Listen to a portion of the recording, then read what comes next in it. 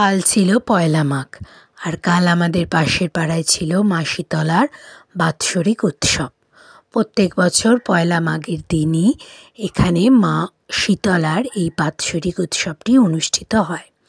এই মন্দিরে মায়ের কোনো মূর্তি নেই, এখানে মেনলি মাকে ঘটেই পুজো করা হয়, আর দেয়ালে মায়ের ছবি করা রয়েছে, সেখানে ফুলমালা পরানো হয়। সকাল থেকেই ভক্তরা চলে আসে মায়ের কাছে পুজো দিতে, আর এই দিনকে এখানে পাঁঠা বলিও করা হয়।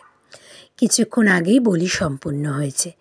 আর এই যে এটি হচ্ছে মা শীতলার মন্দির, যেখানে মা শীতলা বিরাজ করছেন, আর পাশেরটি হচ্ছে বাবা মানে মহাদেবের মন্দির, যেখানে মহাদেব বিরাজ করছেন। দিন বাড়ার সাথে সাথে এখানে ভক্তের ভিড়ও বাড়তে থাকে। প্রথমে মা শীতলার পুজো সম্পূর্ণ হয়, তারপরে বলি হয়, এবং তারপরে হয় বাতাসার হরিলুট।